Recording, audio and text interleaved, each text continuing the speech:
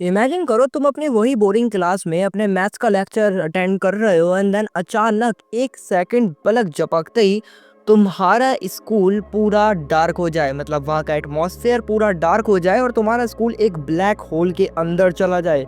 And then जब तुम वहाँ से बाहर जाके देखो तब तुम्हें दिखेगा कि तुम्हारा पूरा स्कूल एक मैज बन चुका है, मतलब कि एक भूल भुलैया। अब यहाँ पर तुम्हें सरवाइव करना होगा जीने के लिए। सो आज की वेब कॉमिक कुछ इसी टाइप की है। आज मैं इस वेब कॉमिक को कवर करने वाला हूँ। सो वीडियो को लाइक करो, चैनल को सब्सक्राइब करो। सो बिना किसी देरी के वीडियो को स्टार्ट करते हैं, बहुत मजा आने वाला है। तो ये है हमारी स्टोरी का मेन प्रोटोगनिस्ट जिसका नाम है डोयन किम। इसकी उम्र है 17 साल और ये है फर्स्ट ईयर का एक स्टूडेंट। अभी ये अपने फैमिली के साथ एक अच्छा सा ब्रेकफास्ट कर रहा है। और ये रही इसकी बहन जिसका नाम है डोयन किम। दोनों का नेम काफ़ी सिमिलर है और इसकी एज है 18 ईयर्स। ये अपने भाई से 1 साल बड़ी है। ये भी सेकंड ईयर में है, क्लास फर्स्ट में सियोनो हाई स्कूल में। दोनों अच्छे से नाश्ता करते हैं एंड दोनों अपने अपने स्कूल चले जाते हैं। बाद में डोयन को अपने दोस्त मिलते हैं जिसमें से एक था मोटा जिसका नाम था वॉन गेनचोई, फर्स्ट ईयर का क्लास 4 का स्टूडेंट। और ये है जियोवियो जोंग, फर्स्ट ईयर का क्लास 3 का स्टूडेंट। तभी स्कूल के ग्राउंड में काफी मस्ती करते हुए जाते होते हैं। तभी ये रियलाइज करते हैं कि आसपास काफी पब्लिक जमा हुई हुई है। और जब वो वहाँ पे जाके चेक करते हैं तब उन्हें पता चलता है कि उनके स्कूल में अभी अभी एक पोर्टल अपीयर हुआ है जो कि एक ब्लैक होल जैसा ही है। तभी वो अपने दोस्त से पूछता है कि ब्लैक सर्कल ये आखिर होता क्या है। तभी उसका दोस्त बताता है कि अगर कोई भी इसके अंदर चला गया तो वो वापस नहीं आ पाएगा। और मैंने सुना है काफी लोग इसमें जा भी चुके हैं और वो सब अब मिसिंग है, उनका कोई अता पता ही नहीं। और तभी पुलिस कहती है चलो अब यहाँ से निकलो, व्हाट इज। तो अब जान लेते हैं आखिर ब्लैक सर्कल है कैसा।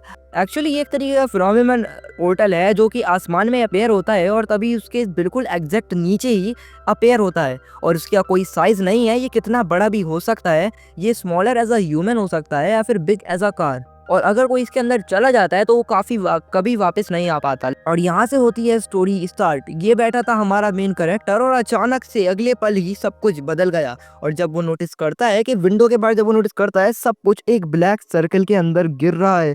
एंड देन उसकी आंखें फटी की फटी रह जाती है। और तभी हमें सीन शिफ्ट होता है न्यूज़ के ऊपर, जहाँ पर न्यूज़ में लोग बता रहे हैं कि अभी अभी सियोल में एक अजीब सी दुर्घटना हुई है जहाँ पर एक जियांट होल एक स्कूल के नीचे अपेयर हो चुका है, जिस स्कूल का नाम है सियोनो हाई स्कूल, जो हमारे मेन कैरेक्टर जिस स्कूल में रह रहा है। तब भी पूरे ट्रैफिक लोग सब लोग जितना भी ट्रैफिक वगैरह था सब लोग जमा हो जाते हैं और सब लोग उसी ब्लैक होल को देख रहे थे। और अचानक हमारा मेन कैरेक्टर के पैरों के नीचे से जैसे ज़मीन निकल गई, वो पूरी जान से चीखता है। और जब वो अपने आसपास का एटमॉस्फेयर चेक करता है तो वो पहले सोचता है कि शायद ये मेरा ड्रीम होगा, शायद एक तरीके का नाइटमेयर। पर जब वो अपने आसपास का एटमॉस्फेयर चेक करता है तब उसको दिखता है कि काफ़ी सारे स्टूडेंट्स श्रिबल कर रहे हैं, एक लड़की हाँप रही है। और तब वो जब विंडो के पास बराबर में देखता है तब उसे दिखता है सब कुछ ब्लैंक आउट, बिल्कुल काला अंधेरा।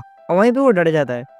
एंड देन वो कहता है कि ये कोई ड्रीम नहीं था, इसका मतलब ये रियलिटी थी। तभी उनके टीचर कहते हैं क्या किसी को कोई चोट तो नहीं लगी, दूसरे के आसपास बाजू वाले स्टूडेंट को चेक करो कहीं इनको कुछ हुआ तो नहीं। तभी आपस में सब एक दूसरे को चेक करने लगते हैं। एंड देन टीचर कहते हैं चलो अच्छी बात है किसी के चोट नहीं लगी, वैसे सब लोग यहीं पे रहो, मैं चेक कर आता हूँ आखिर ये हुआ क्या। तभी डोयन सोचता है कि आखिर उसको उसके दोस्त ने बताया था कि एक तरीके का होल है, अगर तुम इसके अंदर एक बार चले गए तो तुम उसके बाहर एस्केप नहीं कर सकते।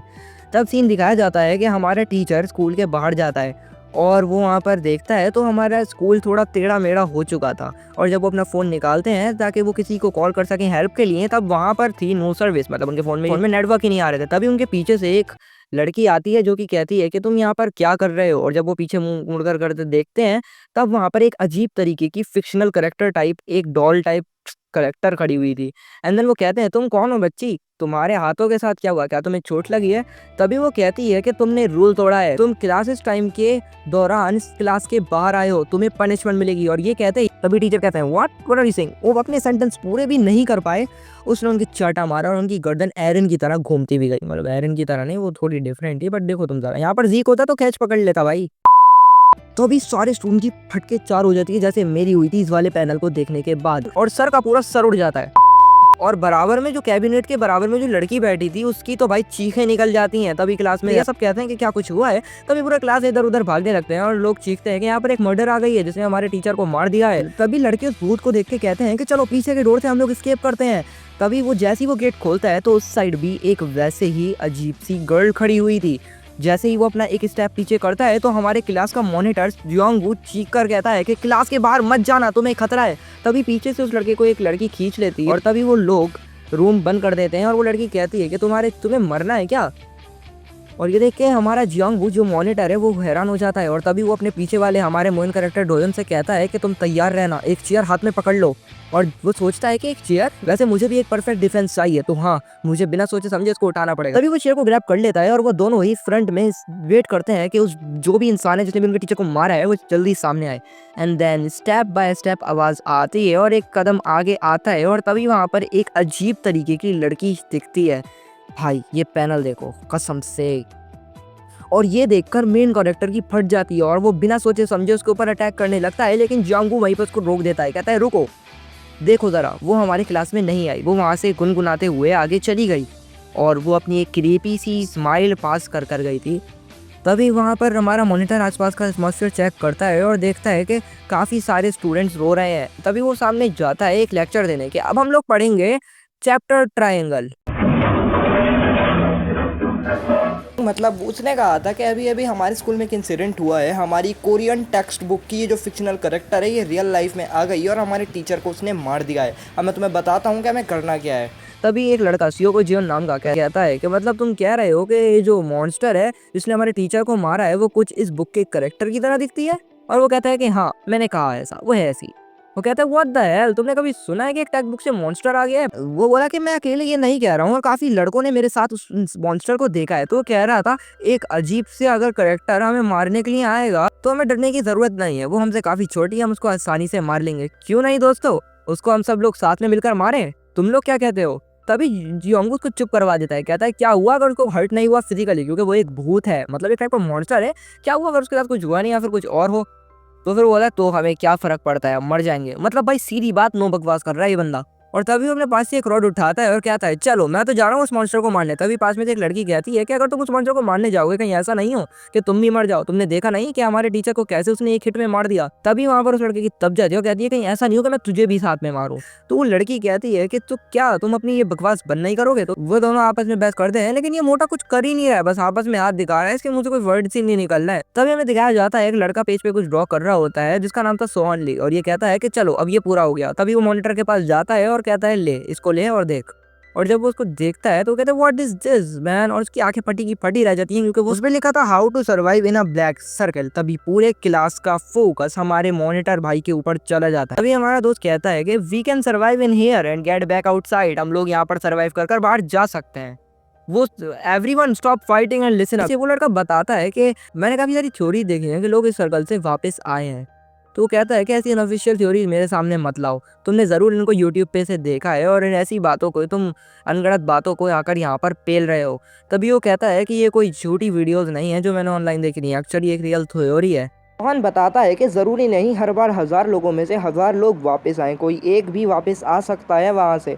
बोला काफ़ी लोग इंटरनेट के सामने आए और कहते हैं कि हम ब्लैक होल से वापस आए, पर वो सब झूठ था। लेकिन उन सब झूठ के बीच एक असली इन्फॉर्मेशन छिपी हुई थी जो कि थी मेरे अंकल की, और मेरे अंकल एक सर्वाइवर है।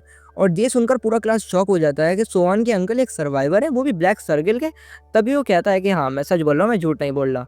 और तभी वो लड़का कहता है कि तू सच में, तुझे लगता है हम बिलीव कर लेंगे? तो कहता है तुम्हें कोई वो फोर्स नहीं कर रहा, तुम मानना है तो मानो। तभी वो लड़का कहता है ठीक है, तुझे जो ज्ञान पेलना है पेल ले, हम लोग सुनेंगे। तो सभी सारे स्टूडेंट बैठ जाते हैं और फिर सोहन की वो सर्वाइव इनसाइड वाली थ्योरी सुनने लगते हैं। जो कुछ भी ब्लैक सर्कल के अंदर है वो डिस्टॉर्टेड हो जाता है, मतलब जो भी चीज जिंदा नहीं है वो हमारे इस ब्लैक सर्कल के अंदर डिस्टॉर्ट हो जाती है, वो अपोजिट हो जाती है। कहता है कि अब ये जो डोर के बाहर का स्कूल है वो हमारा पुराना वाला स्कूल नहीं रहा, ये कुछ और बन चुका है। और अगर तुम लोगों को कुछ क्वेश्चंस हैं तो मैं तुम्हारे सब क्वेश्चंस का आंसर दूंगा। सो अगर हम सब लोग बिल्कुल सही सलामत है तो उसका मतलब और अलग क्लासेस भी हमारी तरह सही सलामत होंगे। तभी डोयन कहता है कि मेरी बहन भी स्कूल में है, शायद मेरी बहन भी इसी स्कूल में पढ़ती है, शायद वो अब सही सलामत हो। एंड देन तभी सोहन कहता है कि रही बात इस टेक्स्ट बुक के मॉन्स्टर की, सो याद करो मैंने कहा था कि कोई भी चीज़ अगर जिंदा नहीं है तो फिर वो डिस्ट्रॉयड हो जाएगी। और इलस्ट्रेशंस हमारे इस टेक्स्ट बुक में जो कि एक तरीके की नॉन लिविंग थिंग है वो डिस्ट्रॉयड होकर एक रियलिटी का मॉन्स्टर बन चुकी है। सोहन बताता है कि अब तक हमने जितनी भी अनगढ़ंत बातें अपने स्कूल के बारे में सुनी थी वो सब अब रियलिटी बन चुकी हैं और अब हम सबको यहाँ से निकलने का प्लान बनाना पड़ेगा।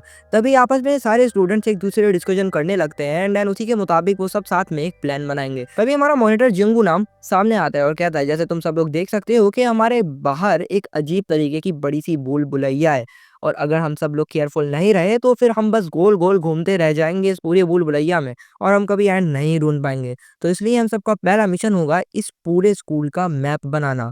हम सब लोग 4 ग्रुप्स में अपनी सेफ्टी के लिए स्प्लिट होंगे एंड देन और जैसे ही हमारा ब्रेक होगा तब हम लोग मैप से वहाँ पे सारी चीज़ें मतलब कवर कर लेंगे और जैसे ही टाइम होगा क्लास का तब हम सब लोग वापस अपने इसी क्लास में आ जाएँगे और अपने-अपने मैथ्स को कंबाइन करेंगे और इससे हमारा एक मेन एग्ज़िट हमें मिल ही जाएगा।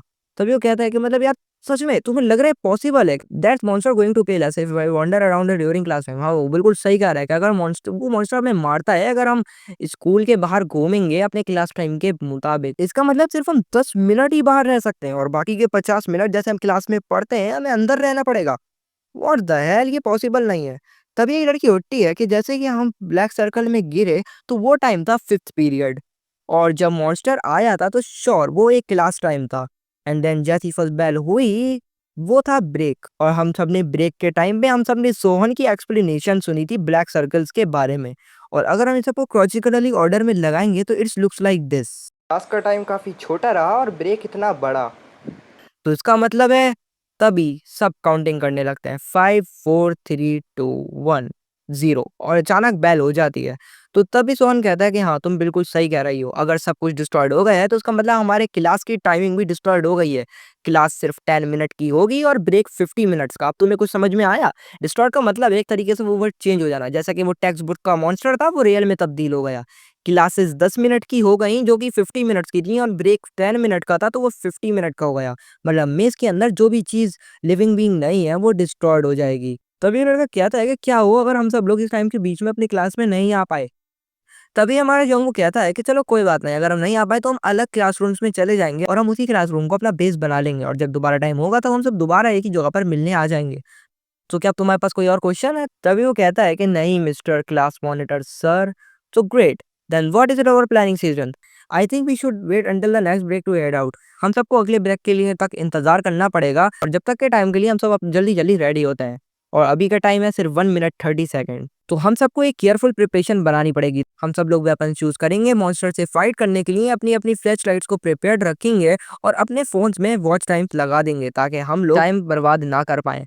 और तभी लड़का कहता है कि दोस्तों हम अभी भी अपने फ़ोन चार्ज कर सकते हैं। तभी डोयन को कोई आवाज़ आता है, हे डोयन और वो होता है वो मोटा लड़का वॉन ग्योन चोई। कहता है बात सुन, वो कहता है तुम्हें डर नहीं लग रहा कि हमारा स्कूल एक डिस्ट्रक्शन में फँसा हुआ है? तभी एक लड़की उसके पीछे से चाटा मारती है और कहती है कि तुम अपनी सांस मत बर्बाद करा करो ऐसी फालतू बकवास करने में, जिसका लड़की का नाम है सोयोंग यांग। तो वो कहता है कि सोयोंग तुम्हें डर नहीं लग रहा कि हमारा स्कूल इतने डिस्ट्रक्टिव टेरर के अंदर फँसा हुआ है, कहीं हम मर-वरा ना जाएँ? तभी वो लड़की उसके लात मार देती है जो कि तुम बैकग्राउंड में देख पा रहे होगे। तभी मॉनिटर जी कहते हैं कि चलो अब हम सब रेडी हैं। तभी बेल होती है और पूरा क्लास एक-एक करके रेडी हो जाता है बाहर जाने के लिए। सब एक-एक करके क्लास के बाहर जाते हैं और तभी हमारा मेन कैरेक्टर डोयन सोचता है कि अभी कुछ ही घंटे पहले सब कुछ बिल्कुल सही था। हम सब लोग साथ में मज़ाक कर रहे थे और अगले पल ही ये सब कुछ बदल गया। चलो मुझे सैड होने की कोई ज़रूरत नहीं है, मुझे अपने मिशन पर ध्यान देना चाहिए। बट ये इन सब की सबसे बड़ी गलती होने वाली है। इन लोगों को नहीं पता पर शायद ये लोग मौत के मुँह में जा रहे हैं। पर मैं ऐसा क्यों कह रहा हूँ वो तुम्हें पता चलेगा नेक्स्ट पार्ट में और स्टोरी अभी स्टार्ट नहीं हुई। नेक्स्ट पार्ट कुछ ज़्यादा ही खतरनाक होने वाला है।